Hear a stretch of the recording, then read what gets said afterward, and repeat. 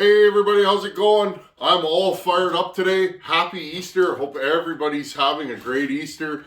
However you celebrate it. For us, it's time with our families, my wife's family and mine. We had dinner yesterday and little Charlie just was in her element. She's a baby of the people, friends. She likes to be out and about. Total social butterfly. I wonder where she gets that from. Might not be me. Anyways, today's video, I want to continue on, friends. Thank you to everybody, the positivity on the 288. That was a fun build, and I'm really excited to be able to send that to my buddy Caleb. Friends, you know what I did with that build? I stopped trying so hard. I got back to the basics and made it move more air. There was nothing done to that saw than good old-fashioned airflow porting, okay? Making it move more air, base gasket delete, and a lightweight piston. And what did we end up with? Well, we ended up with a 90cc saw that's fast and smaller wood. That's handy to have.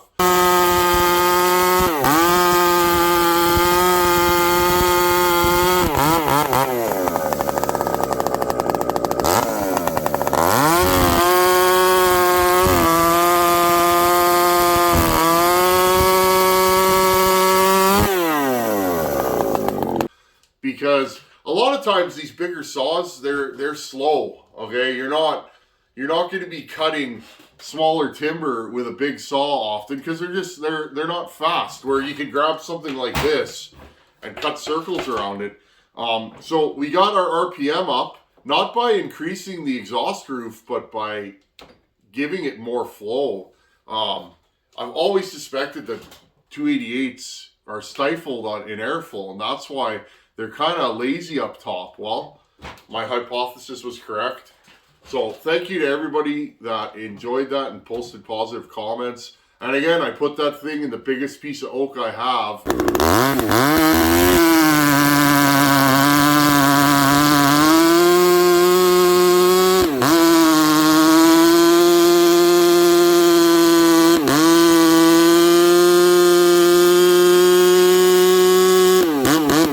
Did a good job. I still got to jump back into that saw though. The oil pump failed on it. I don't know if I put it together wrong, but it's leaking oil out the bottom of the oil pump, so I have a feeling that maybe I done something to it. So anyhow, friends, continuing on. Right here, it's 372 time. I got this super clean 2005 model 372 from my buddy. Looks like it was probably an X hydro saw. And my buddy put a new crankshaft in it. Let's fire this thing up. This is going to be our first test saw. I'm going to do a bunch of 372 builds, I think. Okay, this is a runner.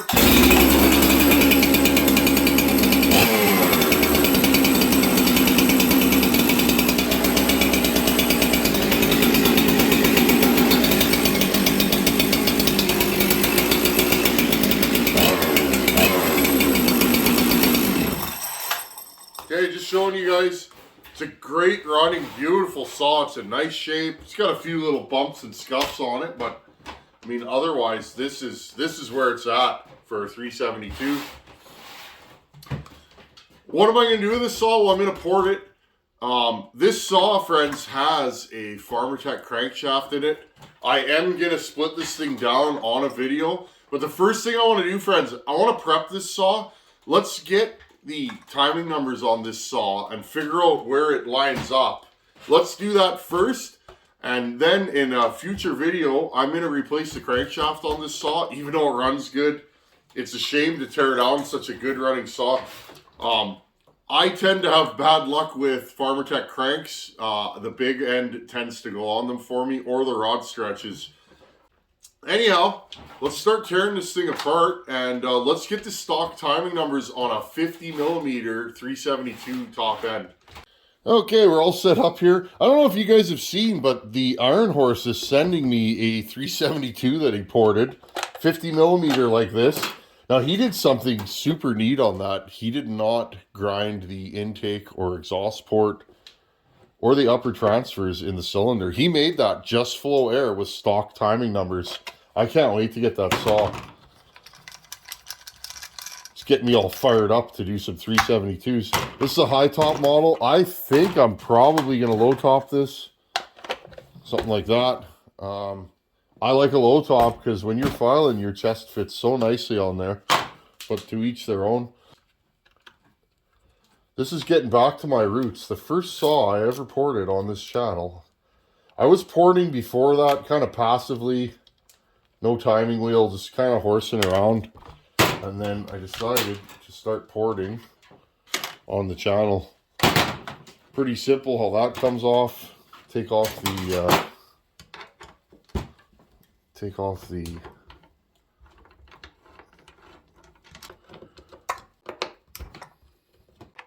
never really had a 372 though until recently. I bought a couple. Buckin gave me my first one. That one's got a bar and chain on it. That one is very nice, all original. That's going to be my keep yourself in check saw. That saw will be used to test against my own work to say, okay, is this thing as fast as I think it is?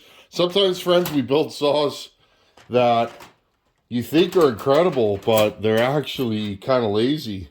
And they're kind of lazy when if you put a pipe in that on a saw, it always sounds incredible. But does that mean it's that much faster than a stock saw? Well, one good way to know is to have a stock saw laying around. You take the recoil off. Okay, let's pull this off. Now I'm going to tear the coil off. I have not worked on one of these in a long time. So this is fun. It's been a while. I just run my 365. If you guys go way back in the channel, like 3 years ago, the first video on this channel is my 365, and I ported it years ago, and I have not put a wrench on that saw since.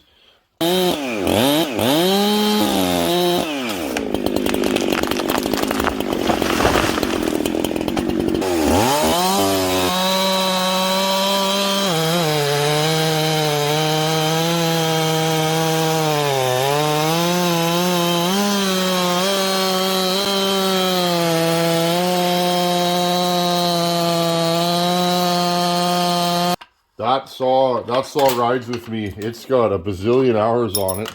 Not as much as a commercial saw, but a lot of hours for a firewood guy. I used to cut a lot more, friends, before I had my channel.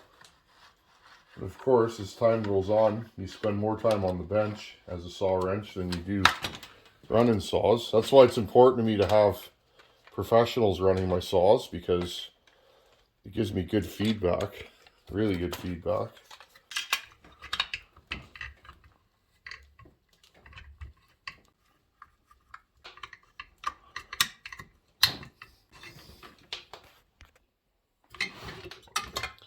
Okay, there's your muffler. Okay, undo the clip here. There's a rubber, I don't know what it is. It's a rubber hose type thingy. It clips in. There we go. Okay. Pull carb off. HD 12B on this saw. I don't know if that's a good one or a bad one. That's what we have. It is not an X-Torque carb, that's for sure. Okay, put these back in. There you go. Just a clean saw, clean carb. Very, very nice saw. I'm happy I picked this up. Okay, I'm going to pull this out. Little ring here. And then, okay, this piece here, you want to ditch. They make metal ones aftermarket, and they 100% work better. These actually warp and bend, okay? Hey, there you go. So now we can see our intake side through there. You can see the piston, exhaust side. Gonna take the flywheel off. I'll take the flywheel off, and I'll set up the timing wheel off camera, and let's see, where does a stock 372 50mm time? Okay, I got the timing wheel set up, ready to rock and roll. Now, hopefully, again, there's always an error on the timing wheel. Hopefully, I'll get exactly what I see in the camera. Okay, I'm just spinning it around here, top dead center. Okay, we're at top dead center. Let's time the exhaust. The exhaust always opens after top dead center. Usually opens somewhere around 100 on most saws. And let's have a look-see here. Right there. So 99 degrees after top dead center is where the exhaust port opens on this saw. I'm just looking through the spark plug hole, friends, right through. You can see my finger. I'm just looking for where it cracks. There's too much fuel in this saw to do the first ray of light through the exhaust port. So, okay, we're at 100 after top dead center is where the exhaust opens. Now, I got a question the other day. How do you see the transfers? I stick this scope through there, and I literally look through the spark plug hole, and I'll move the wheel. Okay, I'll move the wheel and look for where the transfers open. I can see them, and then I'll put it back up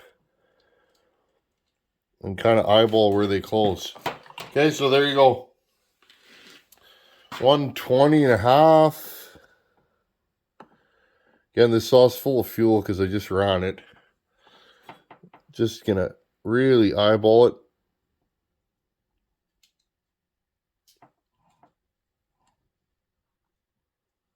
Right about there is where they open. Right there. Okay, so we're at 121.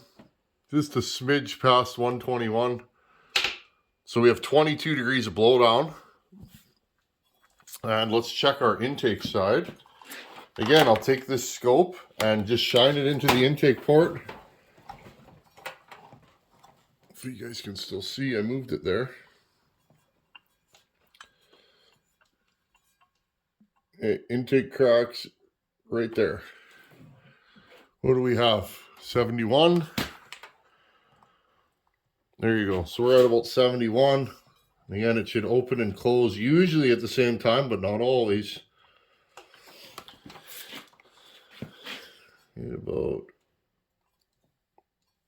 Right about there. So 71.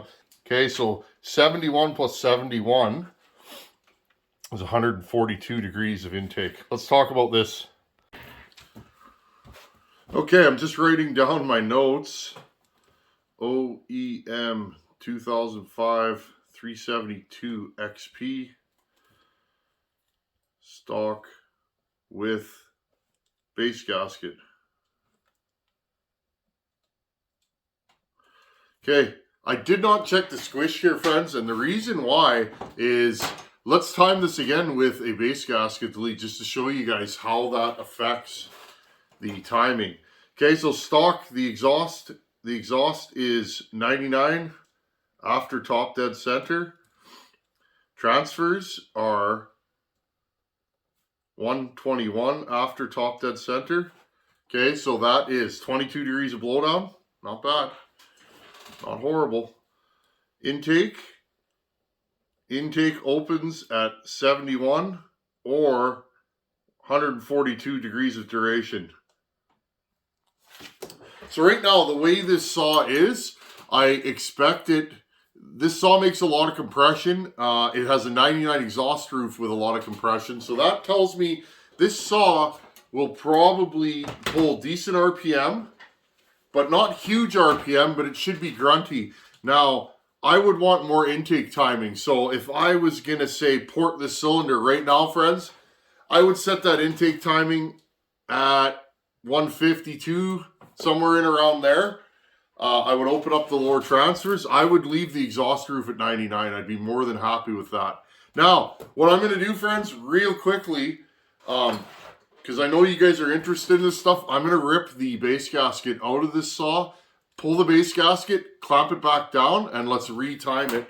I won't touch the wheel or anything, so it'll be zeroed. Let's pull the top end off this saw and retime it with no base gasket. I'll jump back in when it's bolted back down, and we can check the squish then and see where we're at. Okay, I got the cylinder bolted back down. Put this thing at bottom dead center. Just gonna reconfirm that my wheel is zeroed.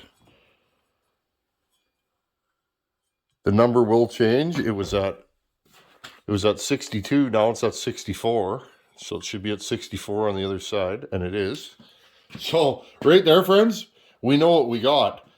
We just dropped the cylinder 2 degrees of timing. Okay, so our exhaust roof should be at 101. Now I'm gonna film like this so you guys can see me. You can still see the wheel. That's 100. Okay, all I do, friends, look, I stick the scope through there, and you can either look through the exhaust side for the first ray of light. Okay, again, we're at top dead center. Okay, I'm going to turn it around. Usually somewhere around 100 is a good place to start looking. Okay, and again, the other way to do it is by eye, look through.